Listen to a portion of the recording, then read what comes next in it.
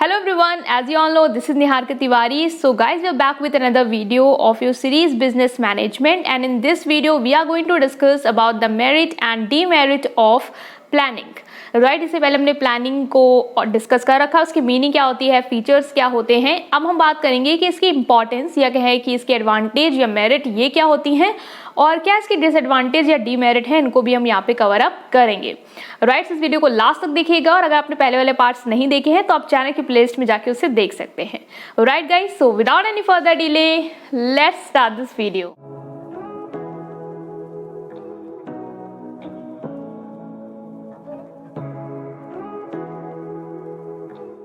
जो मेरिट या इंपॉर्टेंस आती है वो होती है कि इट फैसिलिटेट डिसीजन मेकिंग. इससे पहले मैंने आपको बताया था कि प्लानिंग में क्या होता है कि it is a kind of a intellectual activity, मतलब कि मेंटल लेवल पे चीज़ें आप कर रहे होते हैं. प्लान जब भी आप कोई बना रहे होते हैं तो अपने दिमाग में आप उसे सोच रहे होते हैं. Right, so it is a intellectual activity. इसमें आप क्या कर रहे होते हैं कि सोच रहे होते हैं कि हमें आगे करना क्या है, क्या डिसीजन लेना है. अब डिसीजन लेने के लिए इसमें प्लानिंग में आप क्या करते हो, डेटा कलेक्ट करते हो. ठीक है, फिर डेटा कलेक्ट करने के बाद आप देखते हैं कितने रास्ते हैं.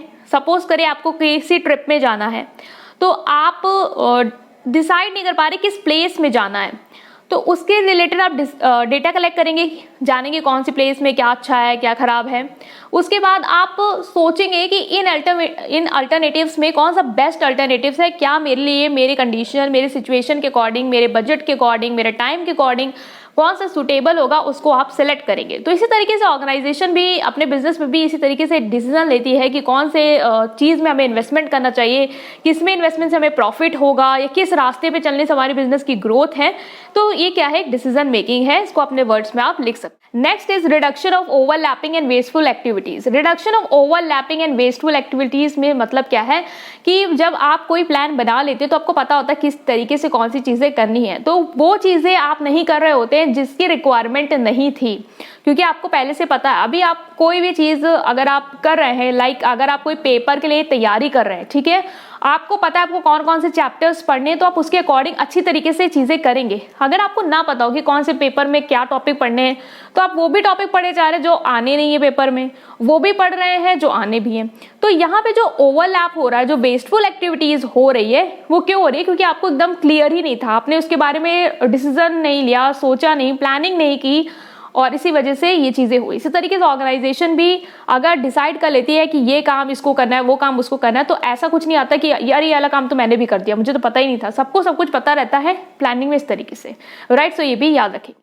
Next is promote innovation and creativity. Plannings में आप क्या करते हैं, डिसीजन मेकिंग करते हैं, अल्टरनेटिव्स में बेस्ट चूज करते हैं. यहाँ पे आप क्रिएटिविटी भी ला सकते हैं कि क्या करना आपके लिए इनोवेटिव रहेगा आपके ऑर्गेनाइजेशन के लिए, क्योंकि जब आप सोचते हैं ना तो बहुत अच्छे अच्छे आइडियाज आते हैं, बहुत अच्छे इनोवेशंस आते हैं. ठीक है, तो प्लानिंग उसको भी क्या करती है, सपोर्ट करती है या प्रमोट करती है. एडवांटेज आएगी यहाँ पे, वो आएगी अचीव कोऑर्डिनेशन. अचीव कोऑर्डिनेशन मतलब क्या है, आपको पता है एक ऑर्गेनाइजेशन में बहुत सारे डिपार्टमेंट होते हैं, प्रोडक्शन डिपार्टमेंट होता है, मार्केटिंग डिपार्टमेंट होता है. ये सारे डिपार्टमेंट जब एक प्लान के अंदर काम कर रहे होते हैं तो आपस में एक कोऑर्डिनेशन के साथ आगे बढ़ते हैं. अगर इन लोग को चीज़ें क्लियर कट पता है कि किस डिपार्टमेंट के कैसे वर्किंग है, कैसे हमको उस डिपार्टमेंट को सपोर्ट करना है, तो वहाँ पे क्या होगा, कोऑर्डिनेशन अच्छा होगा. आपको ही पता है जब आप लोग कोई भी एक्टिविटी भी सपोज करें, ग्रुप डांस भी कर रहे हैं, ठीक है, आपने ग्रुप डांस या सिंगिंग कंपटीशन में हैं, आप ग्रुप है, तो वो ग्रुप में अगर आपने प्लानिंग करके चीज़ें करी है ना कि तुम्हारा वर्क ये है, तुमको इस पार्ट पे फोकस करना है, तुम ड्रम कर रहे हो, तुम गाना गा रहे हो, इस तरीके से जब आपने प्लान किया होता है ना तो वहाँ पे कोऑर्डिनेशन हो पाता है, क्योंकि आपको क्लियर कट पता है कि किसकी क्या रिस्पॉन्सिबिलिटी है. वही अगर आप नहीं इतना अच्छा प्लान करके कर रहे हैं चीज़ें तो वही है, हौच पौच होगी, कोई किसी वक्त भी कुछ भी कर सकता है.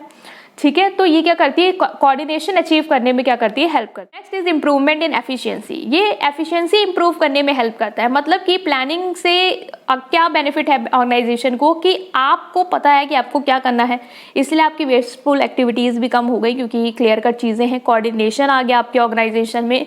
तो अब क्या होगा कि आप बहुत अच्छी तरीके से अपना बेस्ट दे पाएंगे. यहाँ पे आपकी जो एफिशिएंसी है, काम करने की क्षमता है ऑर्गेनाइजेशन की, वो अच्छी हो पाएगी, क्योंकि उसको वेल ऑर्गेनाइज्ड है, वो वेल प्लान्ड है. ठीक है, वेल कोऑर्डिनेटेड है, तो इससे क्या होगी, आपके टास्क जो होंगे वो जल्दी हो पाएंगे, आपके वर्कर्स मोटिवेटेड होंगे क्योंकि उनको पता है कि चीज़ें कैसे चलनी है। तो ये क्या करता है, एफिशिएंसी को भी मेंटेन करने में हेल्प करता है, या कहीं इंप्रूव करने में हेल्प करता है, या प्रमोट करता है, राइट। सो इस पॉइंट को याद रखें। बेसिस ऑफ कंट्रोल, ये प्लानिंग क्या है, आपका कंट्रोल का बेस क्रिएट करता है। कंट्रोलिंग में भी आप आगे पढ़ेंगे, वहाँ पे क्या करते हैं हम लोग, एक्चुअल जो आपने आउटपुट प्रोड्यूस किया है और जो स्टैंडर्ड आउटपुट था, स्टैंडर्ड आउटपुट मतलब कि क्या होता है, कभी कभी सपोज कर एग्जांपल देती हूँ इजी सा, पेपर है कोई आपका, तो आपने एक टारगेट बना रखा होगा कि मुझे 100 में 90 स्कोर करना है। This is your standard marks जो आपने सोच के रखे हैं, ये मेरा आउटपुट है, ये मुझे अचीव करना है।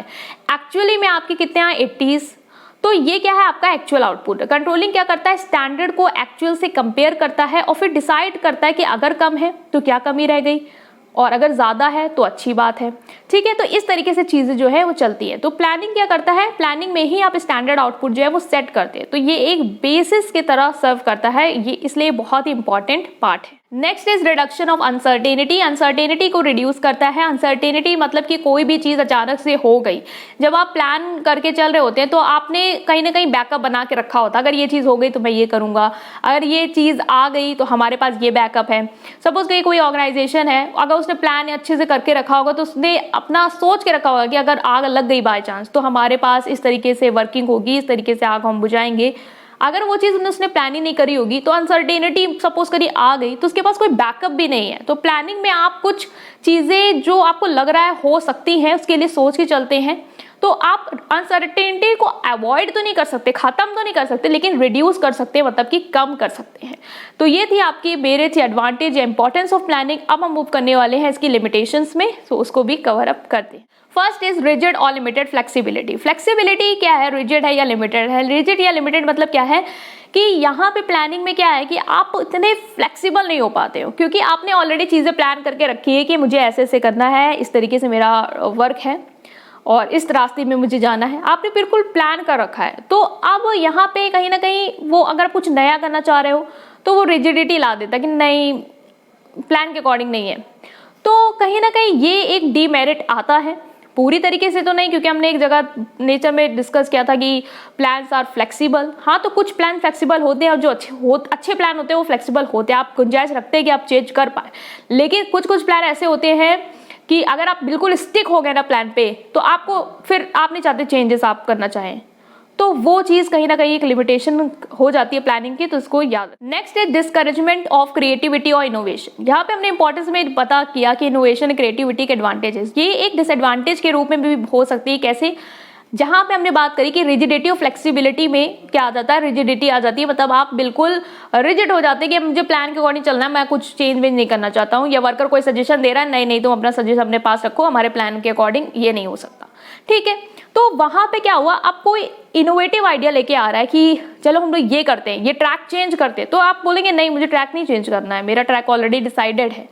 तो वहां पे कुछ इनोवेशन अगर हो सकता था तो वो आपने रोक दिया, तो वो क्या है, प्लानिंग की एक डिसएडवांटेज है जो आ जाती है, राइट। उसको भी याद रखिए। Next is time consuming process. जो प्लानिंग होता है वो टाइम कंज्यूमिंग प्रोसेस होता है, जिसका मतलब ये है कि प्लानिंग को बनाने में बहुत टाइम लगता है, डेटा कलेक्ट करने में टाइम लगता है, उसको एनालाइज करने में टाइम लगता है, क्या सही है क्या गलत है उसको पहचानने में टाइम लगता है। इसलिए प्लानिंग क्या है, बहुत ही ज्यादा टाइम कंज्यूमिंग प्रोसेस है। अगर आप प्लानिंग करते हैं तो आपको बहुत ज्यादा टाइम देना होगा, और एक ऑर्गेनाइजेशन के जो बड़े बड़े प्लान्स होते हैं उनके लिए काफी टाइम लगता है। तो एक ये लिमिटेशन है कि ये time consuming process, costly process. Planning एक कॉस्टली प्रोसेस भी है, क्योंकि यहाँ पे आपको अच्छे लोगों को सेलेक्ट करना होता है, जो बोर्ड ऑफ डायरेक्टर्स हैं, या बाहर से कुछ एडवाइजर्स आप बुलाते हैं, उनको भी आपको पे करना होता है। जो मीटिंग में आप खर्चा कर रहे होते हैं वो अलग से लगता है आपका, फिर पेपर वर्क है उसमें अलग से आपका पैसा जाता है। ये टाइम इज मनी, तो टाइम भी जा रहा है तो वो भी एक तरीके से पैसा जा रहा है, तो ये क्या है, कॉस्टली प्रोसेस हो जाता है आपका प्लानिंग। तो ये भी एक अच्छी सी डीमेरिट है, या कहे ये एक डिसएडवांटेज है जो कि खराब है, राइट। सो ये याद रखेंगे। Next is no guarantee of success. Planning कोई सक्सेस की गारंटी नहीं देता। ये नहीं है कि आप जिस प्लान के अकॉर्डिंग चल रहे हैं उसके अकॉर्डिंग आपको सक्सेस मिल ही जाएगी। कुछ लोग होते हैं वो सोचते हैं कि हम प्लान के अकॉर्डिंग जब तक चल रहे हैं तब तक हमें सक्सेस मिल जाएगी।